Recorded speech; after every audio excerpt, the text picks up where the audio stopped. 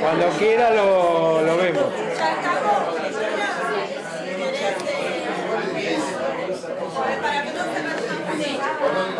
Un libro, esta especie de radio de papel, digo yo, porque está hecho con el formato con el que hacemos radio, acelerando sobre cuestiones del presente, pero cuando vemos que hay un dato que tiene anclaje en el pasado, volvemos para atrás, sobre todo para que los más pibes descubran y los veteranos recuerden, porque hay que poner de pie a la verdad, eso es un poco el gran laburo de este tiempo, frente a una batalla cultural tan despareja, tan desigual, tan compleja, que por supuesto no comienza en mayo de 2003, sino que yo les diría que antecede a la formación de la patria, pero que tiene un arranque del último capítulo el 24 de marzo de 1976.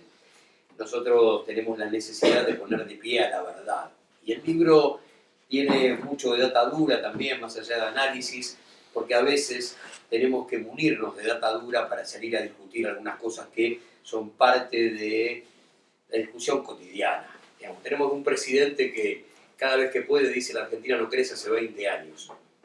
Y si tenemos la posibilidad de toparnos nada más que con las cifras del Banco Mundial entre 2003 y 2015, vamos a ver una Argentina que crece a tasas chinas y que cuando llega la quiebra del capitalismo global, 2008, 2009, este modelo que se ve fue tan nocivo, resulta que le prestó 70 millones de dólares a la General Motors. Cuando a la General Motors de Argentina, Detroit, no le atendía el teléfono, resulta que el kirchnerismo le puso 70 millones de dólares para que el proyecto Viva continúe en Rosario. Esas cosas sucedieron.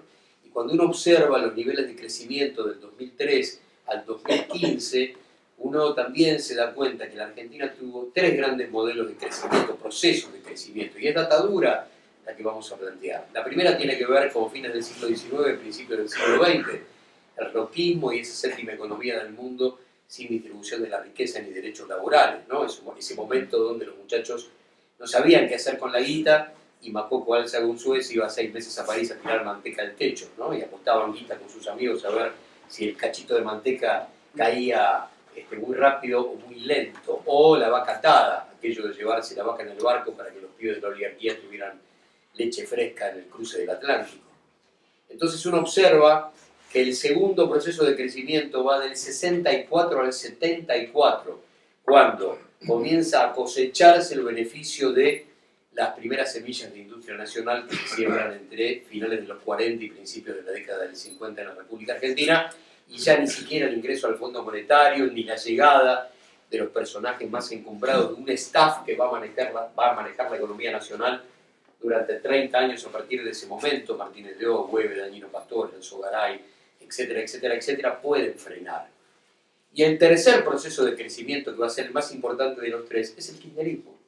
Por lo tanto, es muy complejo cada vez que se lo escucha al presidente decir hace 20 años que la Argentina no crece, que ningún tipo que dice hacer el mismo laburo que hacemos nosotros nos salga al cruce con una repregunta y diga, pero hombre, si hubo tasas de crecimiento del 9,8, del 8,7, del 7,6, estamos hablando de niveles de crecimiento históricos que no tienen ningún tipo de comparación en ningún otro proceso de la vida económica argentina. ¿Cómo decimos no crece hace 20 años? Por eso es que también aportamos a la discusión militante data dura, fuerte, con las fuentes más confiables para el enemigo, porque estamos hablando de cifras del Banco Mundial, por ejemplo. ¿Desde qué lugar está hecho el libro? ¿Desde qué lugar hablamos nosotros? Desde esa matriz periodística que entiende que el pasado guarda todas las respuestas del presente y el futuro. Estamos armados de esa manera periodísticamente, así que contestamos desde ese lugar. Por eso, en la previa de esta charla, hablábamos con muchos compañeros de la memoria perdida en este mismo distrito, en este lugar, al que yo llegué por imperio del destino en marzo de 1976 para iniciar la secundaria. Un momento medio complejo para iniciar aventuras de esa naturaleza en la adolescencia, pero arrancamos en democracia, los primeros días de marzo, y entonces uno que venía con con el guardapolvo blanco puesto a los 13 años, se encontraba con tipos arriba de la mesa del buffet del colegio, el mismo buffet que hoy existe en el Nacional Comercial de Vicente López, gritando ante 200 pibes, no, el tema es liberación o dependencia. Pucha, acá hay algo raro, acá hay algo interesante. Y eso murió a los 10 días y de ahí en adelante pasaron 4 años con pantalón de sarga gris, blazer, corbata y una señora que nos medía si teníamos 1 centímetro el pelo por abajo del cuello de la camisa. Por lo tanto, todo eso era parte de la memoria colectiva. Por eso también con algunos compañeros nos preguntábamos si este Vicente López, que no suena fabriquero, a los ojos de quien no es de Vicente López, no suena fabriquero, no suena industrial. En 1975, si sumábamos la población de la UOM con la de la Asociación Obrera Textil, nada más que 2 gremios, esos 2 gremios superaban a la población de Vicente López. ¿Se entiende lo que quiero decir? Los trabajadores sindicalizados de esos 2 gremios que trabajaban en Vicente López superaban a la población del partido. Por lo tanto, claro que hay historia fabriquera, claro que hay historia industrial, claro que si yo me paro en cualquier esquina de las más céntricas del partido y les pregunto por los 24 compañeros desaparecidos de Tensa, si les pregunto a 100 personas, 101 me dicen, no sé de lo que me habla. Por lo tanto, también hay que entender que esos procesos no son casuales, que hubo gente que laburó y mucho para que eso sucediera. Porque la gente que hoy gobierna, en cualquiera de los estratos de la derecha que ha vivido la historia política argentina, unitarios, conservadores, liberales, gorilas, neoliberales, como ustedes quieran llamarlo, si algo han hecho bien es deshistoriar, es arrancarle páginas al libro de historia. Y de esa manera lo que se logra es desclasar a millones de seres humanos, que no sepan de dónde vienen, que no conozcan sus tradiciones políticas, sindicales. Por lo tanto, es muy complejo que un pibe que hoy está incorporándose al mercado laboral no sepa por qué labura 8 horas. Y esa respuesta son 700 obreros masacrados en la Semana Trágica de 1919. Por lo tanto, cuando él empieza a observar que detrás de cada conquista hay muerte, hay exilio, hay desaparición, hay cárcel, empieza a entender cómo es el mecanismo de arrancarle al poder real cada tanto algo para que las porciones de la torta en la que se divide la riqueza, el Producto Bruto Interno, cada vez sean más. Pero eso es pelea. Por eso cuando hablamos a veces con algunos jóvenes militantes radicales, solemos plantearle, che, ¿cómo no te golpeas el pecho por las 3 veces que el radicalismo salió con el revólver en la cintura a pelear por el voto universal y secreto y arrancarle al poder la ley Sáenz Peña? Y los tipos te miran como si uno estuviera contando una historia irreal, que nunca sucedió. Y ese mismo partido, esa misma Unión Cívica Radical, cavó trincheras y dejó miles de muertos en la ciudad de Buenos Aires en 3 oportunidades. Son 3 derrotas militares, pero 3 victorias políticas, hasta que el régimen les dice, bueno, venga, vamos a tener que negociar, porque va a haber una 4ª, va a haber una 5ª, y entonces vamos a tener que negociar ahora. Y se les arranca el voto universal y secreto, pero los pibes les miran como si uno estuviera contando una historia de ciencia ficción. El otro día, cuando la policía de Morales ingresó a la universidad de la provincia, yo no escuché a ningún radical golpearse el pecho y decir violaron la autonomía universitaria que nosotros creamos en 1918, la que está por cumplir 100 años. Córdoba, una revolución que a nivel continental tuvo cualquier cantidad de ecos positivos porque se fue multiplicando ese grito de 1918. Entonces uno se pregunta, che, ¿dónde está? Cuando apalean a maestros que quieren armar la escuela itinerante, che, ustedes crearon el guardapolvo blanco, ustedes crearon la escuela primaria como factor igualitario en una sociedad desigual. Che, golpéense el pecho, porque son ustedes, fue el irigoyenismo el que creó esa historia. Ustedes crearon YPF, por lo tanto, salgan a la calle a gritar las diferencias entre Mosconi y Aranguren, porque hay demasiadas. Por lo tanto, nosotros reclamamos desde este lugar periodístico que haya un poquitito de vergüenza histórica para terminar con históricas vergüenzas. Tiene que haber vergüenza histórica. Tiene que haber padres, abuelos que salgan a decir, che, mirá, yo los conozco. No pueden haber ganado en Morón 60-40 o 70-30, porque nos separan 25 años de la foto de Rousselot y Macri firmando el acuerdo de las cloacas. Che, no hay abuelos, no hay padres en ese distrito que digan, sabemos quiénes son, y esto se desbarató por una comisión del Consejo Deliberante que conducía a un concejal que se llamaba Sabatella. No hay nadie que lo cuente, porque pasaron 25 años, y es quizás el ejemplo más leonino de la historia de la obra pública, que no por casualidad termina con Rousselot en cana y con Macri libre, porque eso se va a seguir dando a lo largo del tiempo. Hoy es presidente de la Nación, un contrabandista sobreseído, un tipo que fue 2 veces encontrado culpable por los jueces inferiores a la Corte Suprema, y la Corte Suprema menemista lo libera con un fallo que hoy se estudia en la Facultad de Derecho como lo que no hay que hacer. Es muy loco. Hay un fallo, que es el de Moliné O'Connor, que se estudia en la Facultad de Derecho y se cuenta, mira muchachos, esto es lo que no hay que hacer. Y es el fallo que deja libre de culpa y cargo al actual presidente de la Nación. Estas cosas suceden hoy, pero suceden en función de que han laburado muy bien, sobre todo en los últimos 40 años, para arrancarle páginas al libro de historia, y que muchos vecinos con los que hemos compartido gran parte de nuestra vida y conocemos las manos engrasadas de su abuelo en la fábrica, las de su viejo en el taller, hoy desconozcan su pasado, hoy no se referencien en esa condición de laburantes. Por eso cuando nos toca dar alguna charla en Vicente López, en lo personal, es muy fuerte, porque siempre tenemos la posibilidad de encontrar algún compañero con el que hace 34 años empezamos a militar con la llegada de la democracia, y vernos en el mismo lugar es un dato demasiado positivo, sobre todo teniendo en cuenta que el libro se basa en una bajadita que explica casi todo, y que es: no hay neoliberalismo sin traición. ¿Y por qué? Porque el neoliberalismo, ellos hablan siempre con eufemismos, viven hablando con eufemismos por 2 razones fundamentales. Tienen la necesidad de mentir en campaña porque sus objetivos son inconfesables, y tienen la necesidad de seguir mintiendo cuando son gobierno porque sus objetivos siguen siendo inconfesables. Entonces hablan de la mano de eufemismos todo el tiempo. Cincelamiento se llama ajuste, y así sucesivamente. Pero nosotros venimos hablando con las palabras justas desde siempre, porque no tenemos la necesidad de eufemismos. Y entonces hay una definición con la que el libro empieza, que es: el neoliberalismo es incompatible con la democracia. Así de simple. Y de ahí en adelante discutimos lo que quieran, ¿eh? Y no es una frase que tenga basamento ideológico, es una frase que tiene basamento técnico. Está construido sobre materia prima tecnicista. La constitución de un país democrático, ahí donde un hombre es un voto, no ampara a ningún sistema que tienda a ensanchar los privilegios de la minoría en detrimento de los derechos colectivos. No hay forma.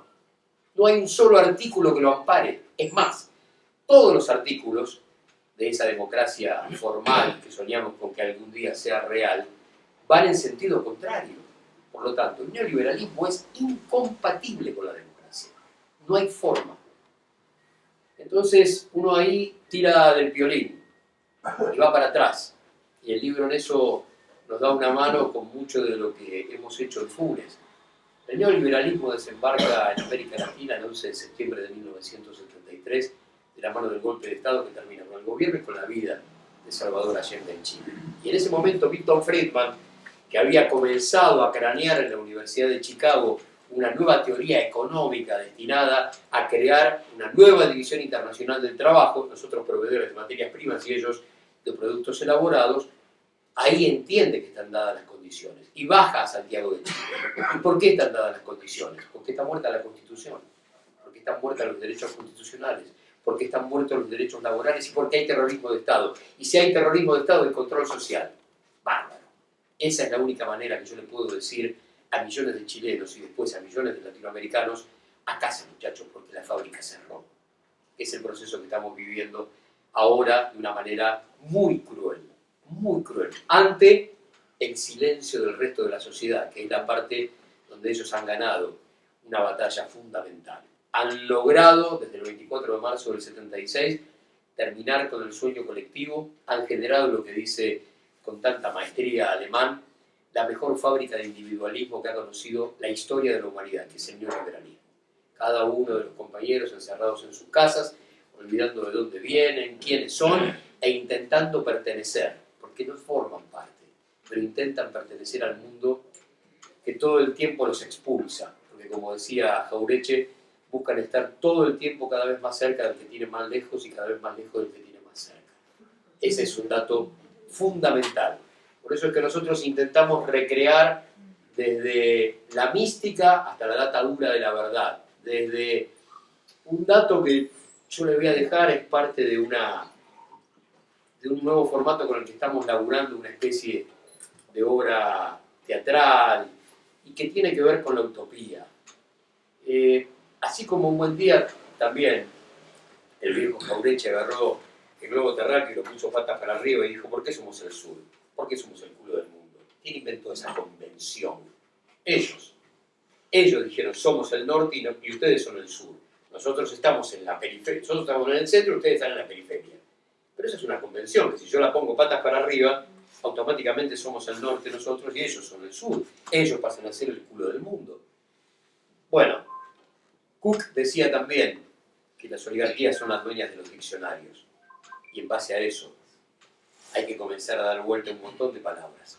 ¿Qué dicen ellos de nosotros? Que somos los utópicos, que vamos detrás de sueños irrealizables. Por lo tanto, somos una manga de absurdos que se junta en noches como esta a hablar de estupideces. Porque nuestros sueños son inalcanzables y por lo tanto ahí aparece el mejor, entre comillas, el mejor de Gaulle después del Mayo francés, diciendo que la juventud es una enfermedad que se cura con los años.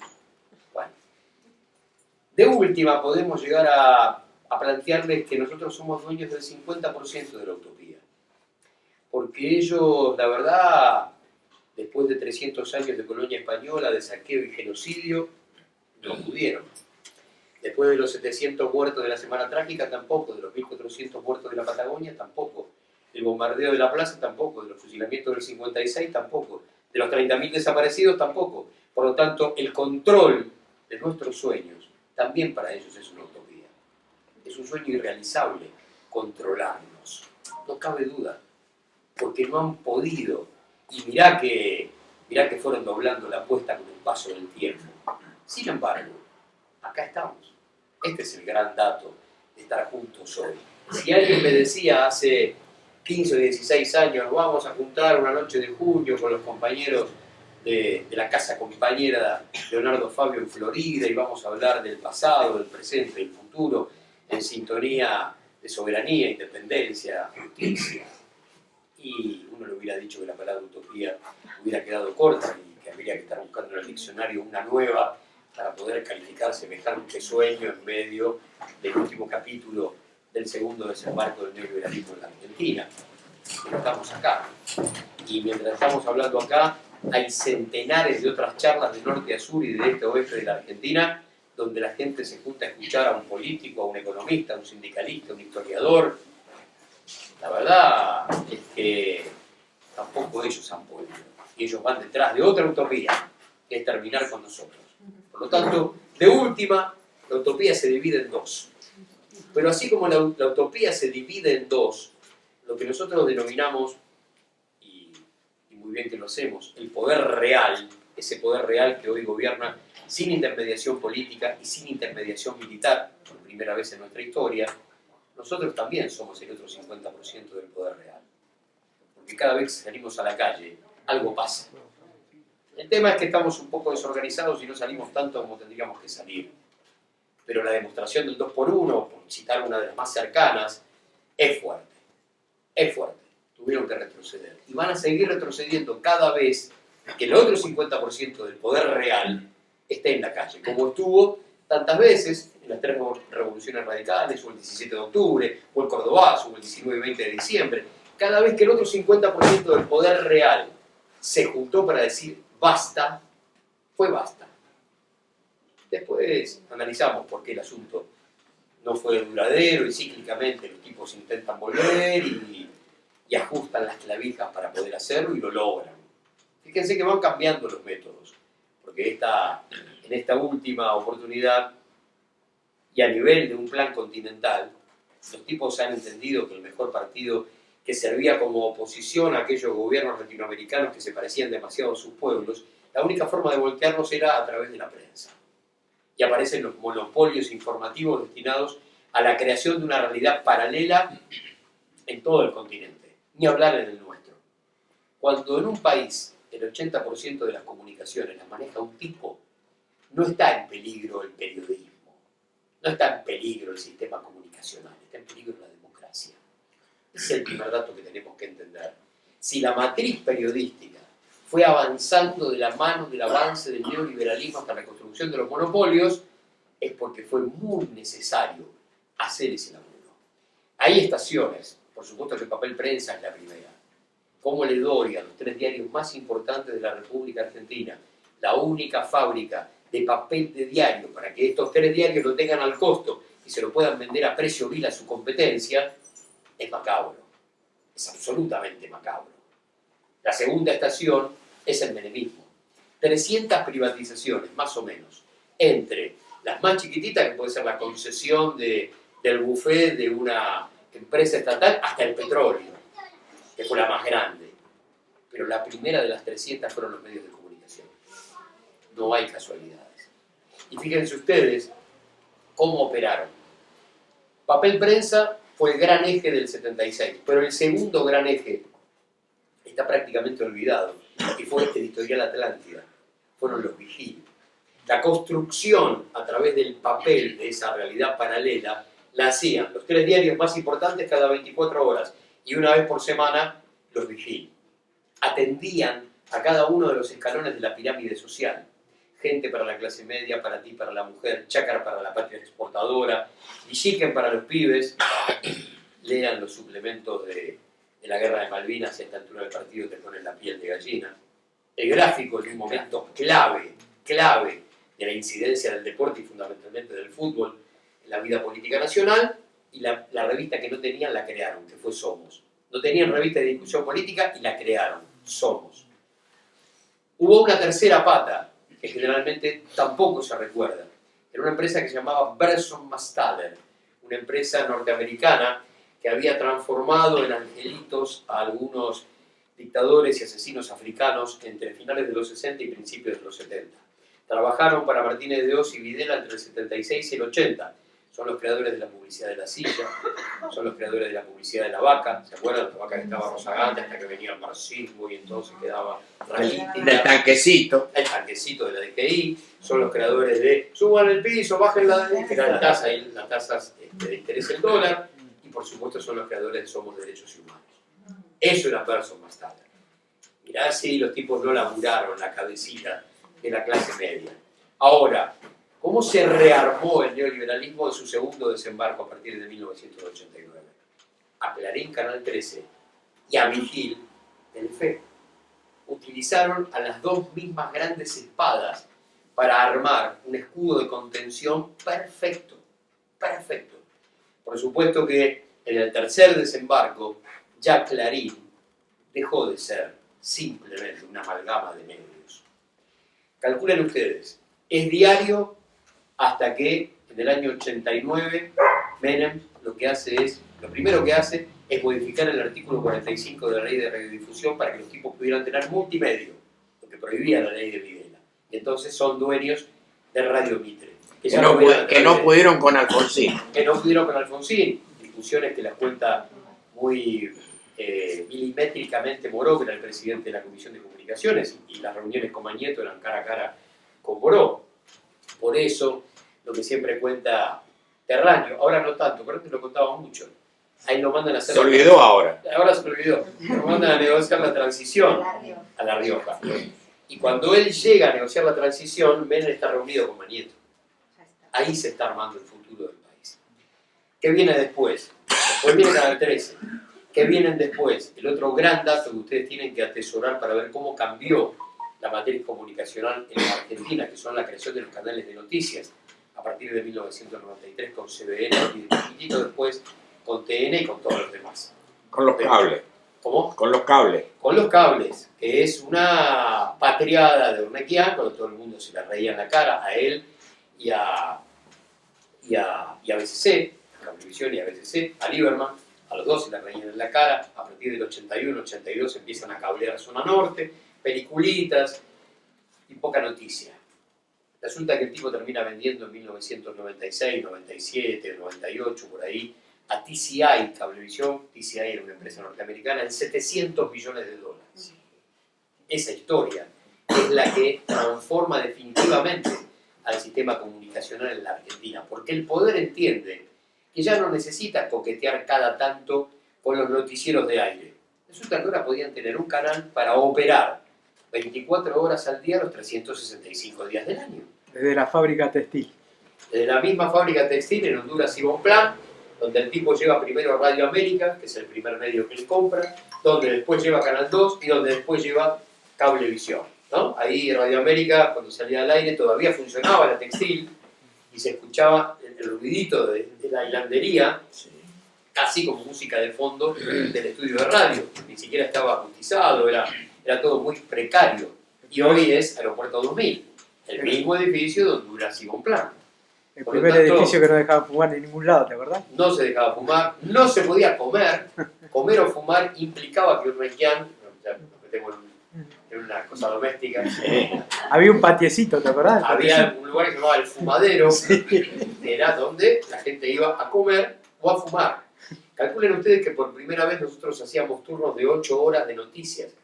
¿Qué había hasta ese momento? Hasta ese momento había 2 noticieros por día de 1 hora cada uno y algunos tenían media hora más a la medianoche.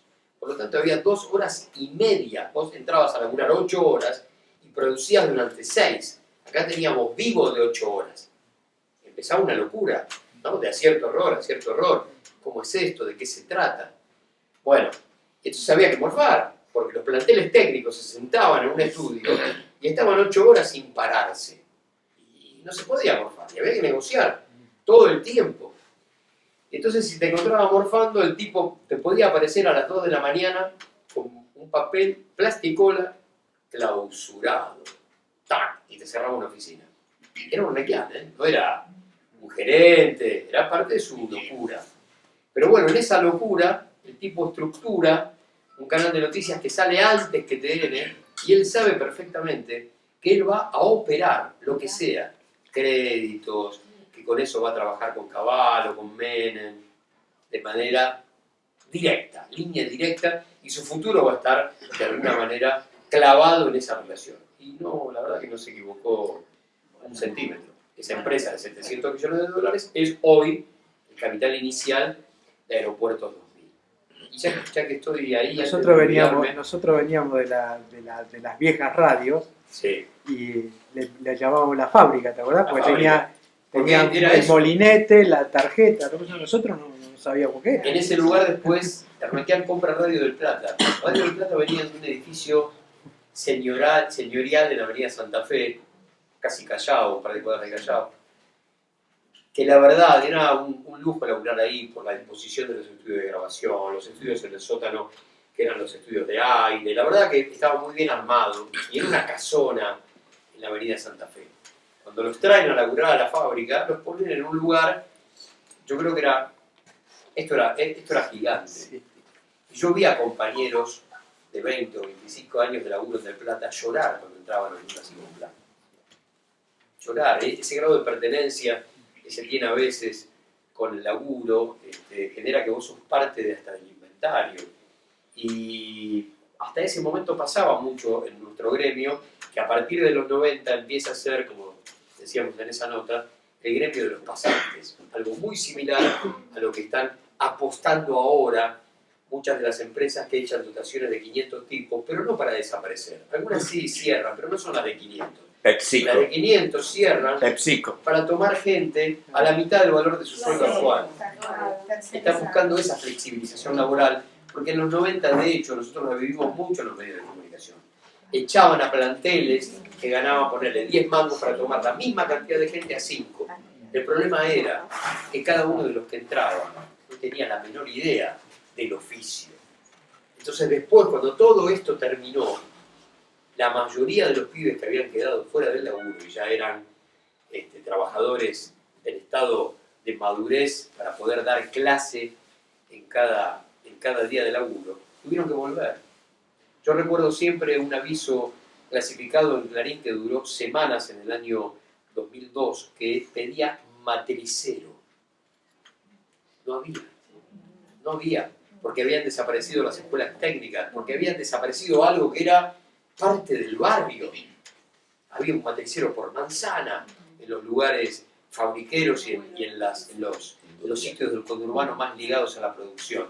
Pero no había, y eso tiene que ver con un dato en el que después nos vamos a meter, que es fundamental a esta altura del partido, que tiene que ver con la industria nacional. Porque la industria nacional no es solamente un dato económico. Cada medida económica es política, y cada medida política es económica. Un país sin industria nacional no tiene ni soberanía ni independencia. Así, crudo como se lo plantea, es la única forma de sentarnos en igualdad de condiciones, o más o menos en igualdad de condiciones, con cualquier país de la Tierra. Pero no quiero irme, ya que citamos a Urnequian, de este dato. A mí me gusta en cada charla traer diarios del día para poder ejemplificar esto de la posibilidad que tenemos nosotros, y por supuesto, por miles de razones lo tienen ustedes, de la lectura comparada de esos 7, 8 o 9 diarios que salen por día en una ciudad tan loca. No hay ciudad en el mundo que tenga 9 diarios. Que hablamos de Buenos Aires, ni hablar de la cantidad de diarios que hay en la República Argentina. Pero bueno, el libro dice: no hay neoliberalismo sin traición. Mirá, vamos a ir a un pequeño cuentito que termina hoy en el ámbito financiero del día de la fecha. La campaña de Cambiemos comienza en Tucumán. Fraude, ¿se acuerdan? Sí. Se instala la foto de familia, Macri, Massa, Stolbizer, para decir: señores, acá hubo fraude. Muy bien. Fraude en las elecciones destinadas a elegir gobernador. Por lo tanto, el fraude es Mansur. El fraude es Mansur. Muy bien. Están allí instalados una semana. Marchas. Por momentos se cree que van a quemar la casa de gobierno, que la van a tomar por asalto. Están denunciando fraude a los gritos. Muy bien. Dato que hay que atesorar. Dato que se hace mucho más fuerte si uno enfrenta las tapas de esos días. Pero apelo a su memoria histórica para ver la gravedad de lo que se estaba discutiendo. Cuando se dan las elecciones presidenciales, uno dice: bueno, si acá hubo fraude, entonces ahora la provincia castiga al fraude. Resulta que Scioli sacó más votos que Mansur. Primer dato a tener en cuenta. Entonces, muchachos, ¿cuál era el fraude? Cuando llegan las low cost, Avianca, que todavía no sabemos si la empresa es o no en su totalidad del presidente de la Nación o en parte, cuando aparece Avianca en el firmamento, plantea que va a tener como cabecera para estructurar todos sus vuelos de cabotaje y a los países limítrofes, Tucumán. Tucumán, la provincia del fraude, la provincia donde teníamos a los enemigos de la democracia. Tucumán. Y firman un acuerdo donde Tucumán, que tiene una economía regional muy flaquita, el azúcar, ni siquiera podemos poner en Estados Unidos los limones, se compromete a pagar el 65% de todos los pasajes de cada avión de Avianca que parta desde su provincia, subvencionando a la empresa con el 65% de los pasajes. Es muy loco, muchachos. La provincia del fraude, resulta que hacemos negocios cara a cara y le sacamos el 65% de los pasajes. Es una locura. Sin embargo, eso lo va a pagar cada tucumano. Cada tucumano va a pagar el 65% de los vuelos de Avianca. Y no sabemos si le va a estar pagando los vuelos a Macri. Hoy, ámbito financiero, te muestra la maqueta de cómo va a quedar el aeropuerto de Tucumán reformado. El aeropuerto de Tucumán es del siglo XXII, a partir del acuerdo con Avianca. Cuando uno hace toda la línea de tiempo, desde el grito de fraude hasta esto, termina de explicar un montón de cosas. No hace falta nada más. Pero para eso yo necesito que cada uno de ustedes tenga estos datos día por día. Porque si ustedes consumen los medios monopólicos, obviamente todo esto es ciencia ficción. Todo esto es ciencia ficción. Sin embargo, Tucumán, desde su economía raquítica, desde una economía regional muy pobre, va a pagar durante un año el 65% de todos los vuelos de Avianca. La verdad es que esto no se grita a través de los medios, ni siquiera se dice en voz baja. Sin embargo, esto, repasando como decía Walsh, los secretos de la Argentina están todos ocultos en el boletín oficial. Yo rasco un poquitito y me aparece todo. No necesito una investigación, no. Cuando mira los diarios que muestran la secuencia, encuentro todo, absolutamente todo. Lo encuentro a Mansur firmando el acuerdo con Avianca. Lo encuentro a Mansur diciendo, señores, a partir del año que viene, el 65% de los vuelos van a tener un seguro que va a pagar el gobierno tucumano. Bueno, de eso se trata. Hay que poner de pie a la verdad como sea. Para eso, data dura, intentar que esa data provenga de las fuentes más inobjetables para el enemigo. Cuando apareció aquello de poner en duda los 30.000, lo primero que hicimos nosotros fue recurrir a una nota que firmaba Alconada Mon en La Nación el 24 de marzo del año 2006, donde el perfume de época permitía que Alconada Mon en La Nación dijera: según información desclasificada de los Estados Unidos, fruto de datos que pasaba a Arancibia Clavel, que era un agente de la DINA, que estaba comunicado con el 601 en la República Argentina y le pasaba información a Washington, a mediados del año 78, los asesinados, dice, no habla de desaparecidos, los asesinados son 22.000 y faltaban 5 años. Por lo tanto, cuando uno va a esa fuente, lo publicó la Tribuna de Doctrina, lo publicó Mitre, lo publicó la familia política del tipo que dudaba de los 30.000. Por lo tanto, a eso tenemos que recurrir. Para eso nosotros les damos una mano, porque obviamente es nuestro oficio y estamos metidos en ese barro todos los días desde hace, en mi caso, casi 36 años. Por lo tanto, los conocemos demasiado, sabemos mucho cómo es el armado interno para poder contarle qué hay detrás de cada título de tapa todos los días. El título de tapa de todos los días es el último fotograma de una película larguísima, pero necesitamos conocer toda la película, porque si no desinformamos en lugar de informar. Siempre me apoyo en contar la historia del desembarco del neoliberalismo en la Argentina, que no es a ciencia cierta el 24 de marzo de 1976. El neoliberalismo desembarca como tal a mediados del 75 a través de Rodrigazo. Por lo tanto, ahí ponemos pata para arriba la historia de la mano de un revisionismo que vamos a hacer rápidamente para que ustedes se queden con algunos datos claves.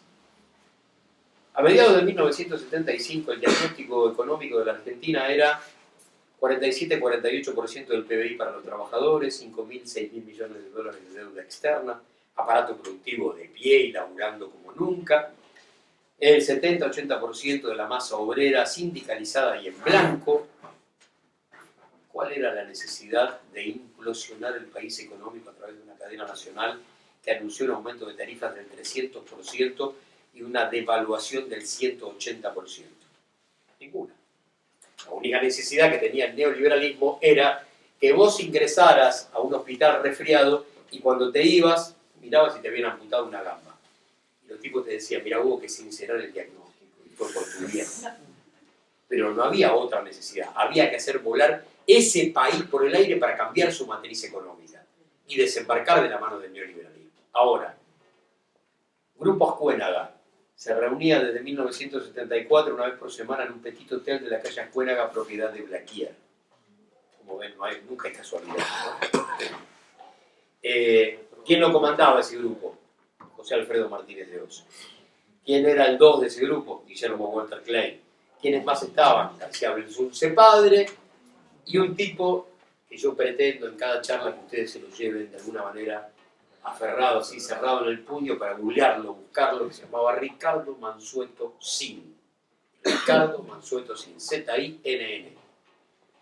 Sin era el 2 de economía. O sea, el tipo que laburaba con Martínez de Oz era el secretario de Coordinación Económica de Celestino Rodrigo y es el autor del Rodrigazo. Lo que necesitaban era alguien que lo lea y se le pide a López Rega, dame un tipo que se inmole leyendo esta cadena nacional y en 45 minutos cambia el rumbo de la historia. Eso fue lo que sucedió. El movimiento obrero, con todas sus marchas y contramarchas, errores, contradicciones de ese momento, con todo lo que ustedes quieran, sale a la plaza, le dice no al neoliberalismo y termina con López Rega. Ese dato es fundamental, porque todos los compañeros que formaban parte de las comisiones internas del 75 formaron parte de la cacería humana a partir del 24 de marzo del 76. Ahora, ¿cómo es la vida de Zin de ahí en adelante? Y ahí, explicando el derrotero de Zin, les voy a explicar 40 años de historia argentina. No tengo que decir nada más. Zin pasa a ser el 3 de economía. O sea, mientras Rodrigo va 4 años en cana por los cheques de la cruzada, corrupción, su número 2 es el 3 de economía de Martínez de Oso. Cuando termina la dictadura, es 10 años gerente de SOCMA. Cuando sale de SOCMA, es el número 2 de la YPF de Menem, que lidera Extensor, y los dos mueren en el vuelo a Ecuador. Explicando el derrotero de Ricardo Mansueto Zin, que es el autor de Achicar al Estado hacia agrandar la nación, nada más y nada menos. Estoy contando la historia del monje negro más importante que tuvo el neoliberalismo en la República Argentina. Y un dato que siempre me gusta subrayar, para que vean ustedes el valor de la prensa hegemónica. Tenemos algunos que fueron contemporáneos a ese 1975, siendo más grandes, más chicos. Yo tenía 12 años, pero no puedo terminar de olvidarme de las charlas en la mesa familiar. Se había acabado la vida con el Rodrigazo. Pero así, era un abismo. A partir de ahora es el abismo. Hasta el día anterior todo el mundo con pleno empleo, laburo, guita en el bolsillo, capacidad de compra y de ahorro. Y a partir de ese momento, el abismo. 300% de aumento de tarifas. Digo, ya lo hemos cuatriplicado en 1 año y medio. Y nadie ha dicho nada. Miren el valor de la prensa hegemónica cuando la prensa hegemónica grita más fuerte a través de sus silencios que de sus títulos. Es mucho más fuerte el sonido del silencio de lo que ocultan que la mayoría de sus títulos todos los días. Pero para eso hay que estar laburando todo el tiempo en desenmascarar cada una de las operaciones cotidianas. Fíjense ustedes que en el 2015 fue un año de operaciones fuertísimas. Arranca con la presidenta de la Nación asesina, sigue con su jefe de gabinete formando parte del triple crimen de General Rodríguez, Milagros Sala, autora del crimen de un militante radical en Jujuy, Kicillof cobrando 400 lucas de YPF y la cuenta secreta de Máximo y Nilda Garre. Bien, si este país, ese país que hoy ellos diagnostican como un país enfermo económicamente, que no crece hace 20 años, que no genera empleo de calidad hace 5, ni una sola operación tocó el bolsillo de los argentinos. No se pudieron meter con el plan económico, no se pudieron meter con el modelo. Fueron por cualquier otro lugar, por corrupción, por asesinatos, por muerte, pero no pudieron entrarle al bolsillo. Por lo tanto, ahí hay un dato clave. Por ahí no entraron, por ahí no podían, porque esa realidad decía 6,5 millones de puestos de trabajo nuevos, 3 millones de jubilaciones que no existían, duplicación de las pymes, sustitución de importaciones. De eso se trataba. Por lo tanto, esas pymes que por supuesto tienen que ver con el 70% de la mano de obra argentina y forman parte del 45% del PBI, viven de la sustitución de importaciones. Y como los que estamos acá, la mayoría ya lo vivió 2 veces en 41 años, ya sabemos lo que pasa con la apertura indiscriminada de importaciones. Se muere el laburo. Por lo tanto, pucha, ¿qué fue lo que hicieron para que ante la apertura indiscriminada de importaciones, que es en la segunda semana de diciembre de 2015, nadie salte? Pucha, paro general, por tiempo indeterminado. ¿Pero por qué? Porque ya lo vivimos. Porque cuando nos preguntaban en campaña qué podía llegar a pasar si el neoliberalismo desembarcaba por tercera vez, no timbiábamos hipótesis, no jugábamos a adivinar el futuro, hacíamos una correcta lectura del pasado, ni más ni menos. Muchachos, esto ya sucedió y te puedo contar paso por paso lo que va a pasar si ustedes respetan el manual de estilo. Y como son fieles a su ADN, son muy fieles a su naturaleza. No solamente están haciendo lo mismo de siempre, sino que a una velocidad inusitada. rápidos, furiosos, locos, están generando una especie de robo comando. Vengo, afano todo, me lo llevo y veo qué pasa. Porque en realidad, una vez que me lo afano, estoy decretando el fin. Lo que vimos el otro día, esa locura que ni siquiera tengo que comentar de deuda a 100 años, no vale la pena. Sobre todo porque es absurdo. Yo ese día arrancamos en la radio diciendo vamos a tener que hablar de algo para lo que no encontramos la palabra. Por lo tanto, no sé qué vamos a decir, porque todo lo que digamos queda corto. Todo lo que digamos es absurdo. Todo lo que digamos es un talle menos de lo que quisiéramos plantear. Porque esto supera a todo lo que significaba para nosotros armar historias de la deuda, que era arrancar por el empréstito de la Baring. El empréstito de la Baring quedó Por otro. destrozado, porque ni siquiera se pautó a 80 años. Se dio que se pagó en 80 años, pero no se pautó a 80 años. Esto se pauta a 100. Y como toda medida económica es política y toda medida política es económica, no son solamente 100 años de deuda, son 100 años de dependencia política, que es el dato más importante. La deuda nace, de la mano de Milton Friedman, como un gestor de dependencia política. No quieren, jamás quisieron que paguemos el capital. Paguemos los servicios, como ellos dicen, los intereses de la deuda, y de esa manera vamos cubriendo el déficit de los países desarrollados. Vamos a pagar durante 100 años 200 millones de dólares de intereses. Cada año 200 millones de dólares. Yo todavía no termino de entender, la verdad se los digo, cómo no estamos llenando 500.000 tipos una plaza diciendo, no, pará, estás loco. 200 millones de dólares por año de interés. ¿Qué déficit vamos a cubrir? De una sola deuda. De una sola De deuda. una sola De una sola deuda. Sumémosle todo lo demás. Porque esto llega, estos casi 3.000 millones de dólares llegan después de haber tomado 100.000 entre nación, provincias, donde lamentablemente hay un dato central, que es, yo a través de la apertura indiscriminada de importaciones mato tu economía regional. Y entonces, no, pero te libero para que te endeudes como quieras. Y empiezo a tomar deuda para cubrir los gastos corrientes. Es el principio del fin. Eso ya saben que esto tiene fin.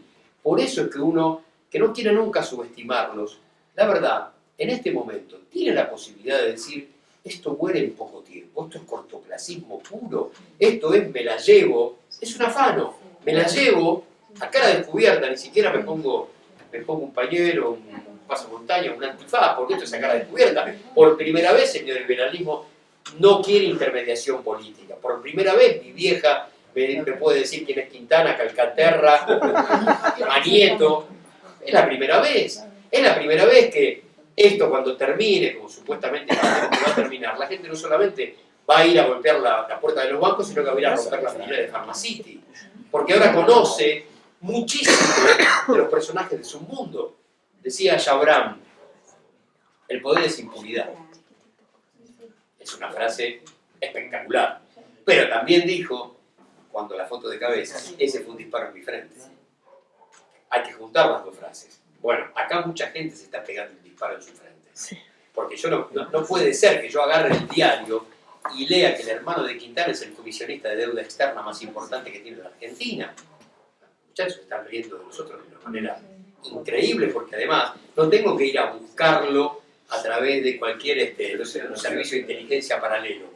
Me lo están contando, me están diciendo dónde, cuál es la dirección, el nombre del estudio en Nueva York, donde el hermano de Quintana le dice a la provincia, venga que yo me encargo. La comisión me lo llevo yo. La comisión me la llevo yo. Y los comisionistas de la deuda, desde la Baring Brothers para acá, son el eslabón de la cadena más importante. Son los tipos que se han enriquecido de una manera sustancial. Schwarzenegger, Marx, todos esos personajes que operaron durante más de una década y media, en la Argentina siendo comisionistas de la deuda. Hay un dato que no quisiera olvidar y que tiene que ver con la deuda. Siempre hacemos paralelos y que sirven muy bien con la deuda de la dictadura, porque no deja de ser un dato que golpea, ¿no? Si yo te digo, mirá, estos tipos ya duplicaron en 1 año y medio lo que la dictadura le llevó 7 años y medio, ya es un dato. ¿Cómo? ¿Por qué? Y sí, mirá, el gobierno de Isabel deja 6.000, 5.000. Si fue 45.000 la deuda que le dejan a Alfonsín, los milicos sumaron 39.000. Ahora, de los 39.000, la mitad es estatización de la deuda externa privada. La mitad es un asiento contable del año 82, con Cavallo como presidente del Banco Central, pero con Carlos Melconian como jefe del Departamento de Deuda Externa del Banco Central. Los apellidos se repiten, son los mismos actores. Y en ese marco, SOCMA fue uno de los 70 grupos económicos que salvó el pellejo, porque SOCMA, que no tenía estructura para hacer el testaferro de Cacciatore en el gran negocio de la basura, porque así nace el emporio, 7 empresitas muy chiquititas. Ni un camión tenía No SOCMA tenía ni un cuando. camión.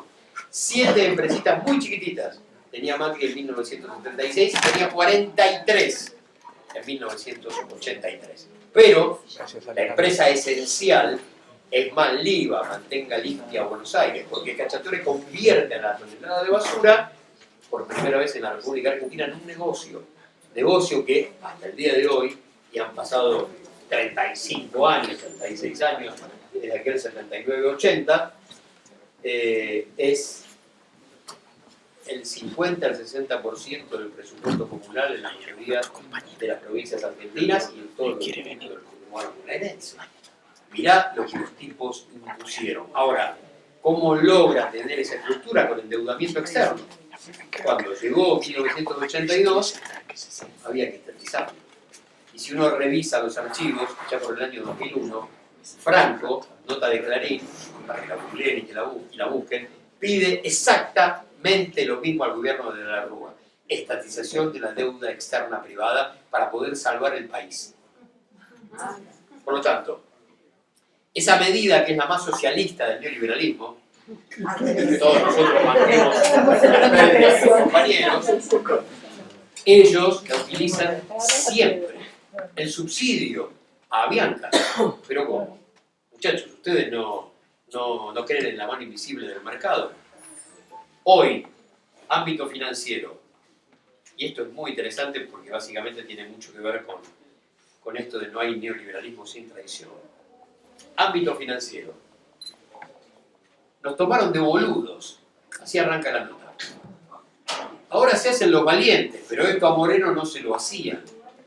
Molesto, desilusionado, prometiendo una reacción rápida. Así reaccionó ayer una alta fuente del gobierno al ser consultado sobre el cierre de la planta de Florida en la provincia de Buenos Aires de PepsiCo. El funcionario, sin embargo, no se quedó en la situación de esta empresa de capitales norteamericanos, sino que extendió sus quejas a todo el rubro productor de alimentos, bebidas y bienes de consumo masivo de las multinacionales, a las que se las acusa en esta coyuntura de aumentar injustificadamente los precios, de despedir personal sin planes de contención y de suspensiones de turno. Che, pero ¿cómo? Ahora pedimos intervencionismo.